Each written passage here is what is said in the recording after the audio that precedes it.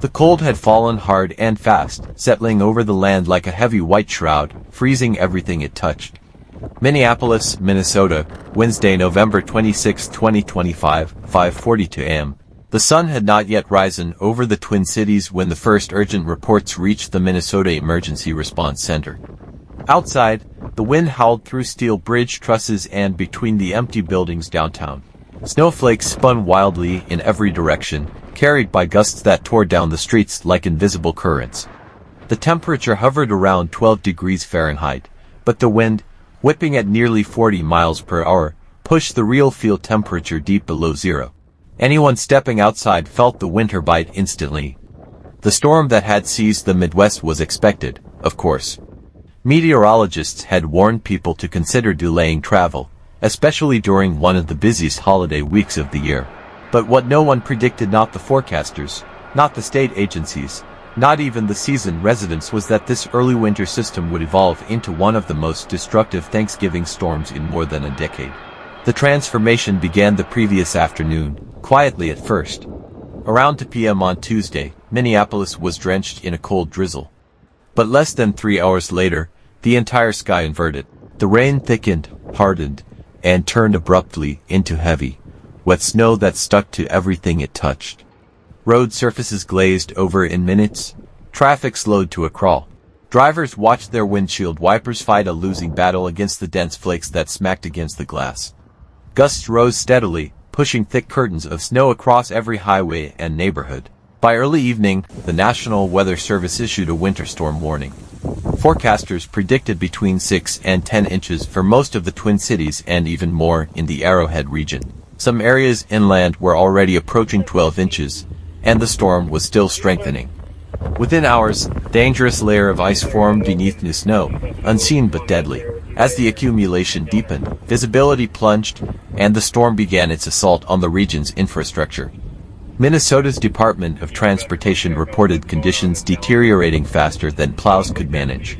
Roads that had been wet an hour earlier turned into slick, treacherous surfaces that even seasoned winter drivers struggled to navigate. The most dramatic problems erupted along the state's busiest arteries. Interstate 94, the main east-west corridor, was hit first and hardest. By midnight, dozens of semis were struggling to maintain traction. By dawn, more than 260 trucks across multiple routes in Minnesota, many jackknifed, overturned, or simply frozen in place, had stopped traffic entirely. A massive pileup involving over 25 vehicles near St.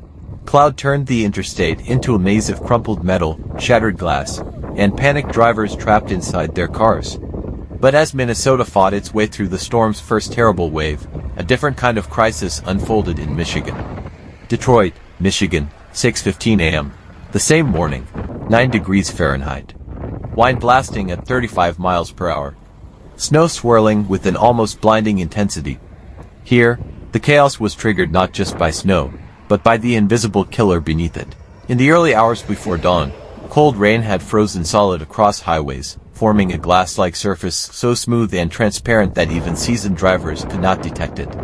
When the snow arrived, it blanketed this ice silently, masking it entirely. Cars slid without warning. Trucks lost their grip in slow, inevitable arcs. The slightest turn of the wheel caused vehicles to drift, spin, or fishtail sideways. In the Upper Peninsula, lake-effect snow began dumping accumulations that climbed past 14 inches before sunrise. Moisture rising from the relatively warmer waters of the Great Lakes collided with the frigid air pouring down from Canada. The result was a relentless bombardment of heavy bands of snow targeting towns and highways unlucky enough to sit beneath the shifting clouds. Accidents multiplied rapidly. Over 600 traffic incidents were reported in the first 48 hours. Near Flint, more than 40 vehicles collided in a devastating chain reaction along Interstate 75, leaving a frozen line of cars stretching for nearly a mile. Southward, close to Kalamazoo, a large interstate bus slid on the hidden ice, skidded sideways, and struck a guardrail with violent force. More than 20 passengers were injured, some seriously enough to require immediate hospitalization. State police struggled to reach the victims. Each new mile of roadway presented a fresh hazard. Tractor trailers sprawled across multiple lanes, cars half buried in snow after sliding off into ditches, or drivers sitting helplessly inside motionless vehicles waiting for help. Back in Minnesota, dispatch centers were overwhelmed. Operators answered one emergency call only to be met with 3 more waiting. Reports poured in of collisions, disabled vehicles, trapped motorists, and entire stretches of highway blocked by jackknife semis. Responders prioritized the most urgent cases, but even that turned into an impossible task as conditions grew more chaotic by the hour. Snowplow operators described whiteout conditions so severe that they could barely see the ends of their own plow blades. Roadside crews reported wind gusts that shoved their vehicles sideways. Tow operators faced a brutal combination of freezing cables, unstable wrecks, and unpredictable surfaces. Every task became a fight against the weather. By mid-morning, reporters finally reached the scenes that had been only disembodied voices over the scanners minutes earlier. What they captured looked more like war zones than highways. Semi-trailers lay on their sides like overturned beasts. Their cargo spilled across the snow. Cars looked mangled, some crushed between 2 larger vehicles, others spun at unnatural angles across lanes. Snow swirled through broken windows and drifted over seats. The air was filled with a mix of whistling wind, distant sirens, and the muffled shouts of rescuers coordinating efforts. Some motorists remained inside their vehicles, too afraid to step out into the blinding snow. Others wandered the shoulders with blankets wrapped around their shoulders, searching for help.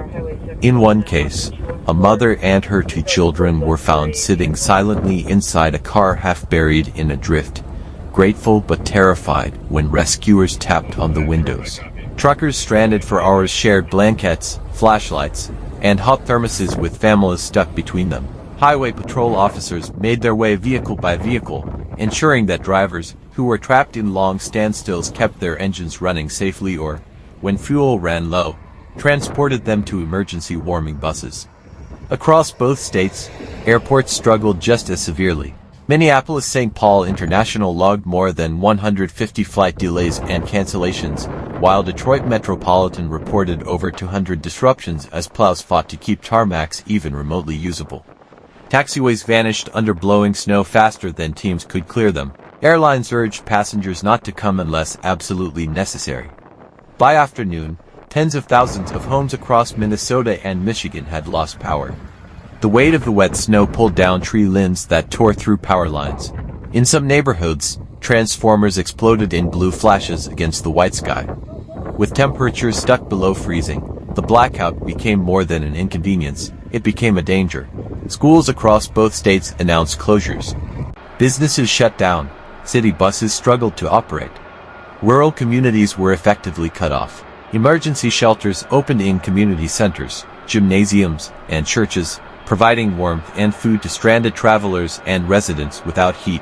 Meteorologists later explained the event as a rare convergence of 3 powerful forces: a fast-moving low-pressure clipper system, a deep surge of Arctic air, and moisture drawn from the Great Lakes. Each element alone could create severe conditions, but together they formed a perfect alignment, exactly the wrong storm at exactly the wrong time, hitting during one of the busiest travel weeks in America.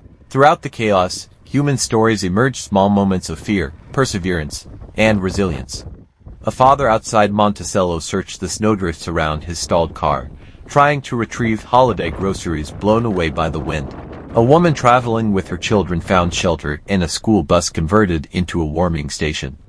Groups of truck drivers helped stranded families by offering warm seats inside their cabs. Strangers shared snacks, power banks, even spare gloves. As the hours stretched into days, Minnesota and Michigan continued their exhausting battle against the storm. Only by Saturday, November 29th, were the major highways finally cleared. Snowplow operators had worked continuous shifts exceeding 30 hours. Tow crews hauled away hundreds of vehicles scattered across the interstates. Utility workers braved bitter conditions to restore power to more than 120,000 homes across the 2 states. The final assessment was sobering: more than 1,000 accidents across the Midwest, dozens seriously injured, over 300 trucks immobilized or damaged. Massive travel disruptions. Yet, in a remarkable stroke of luck and skilled emergency response, no major fatalities were recorded in the largest pileups. Thanksgiving 2025 became a somber reminder of how quickly the familiar can turn hostile, even in regions accustomed to winter's wrath. It highlighted how fragile modern infrastructure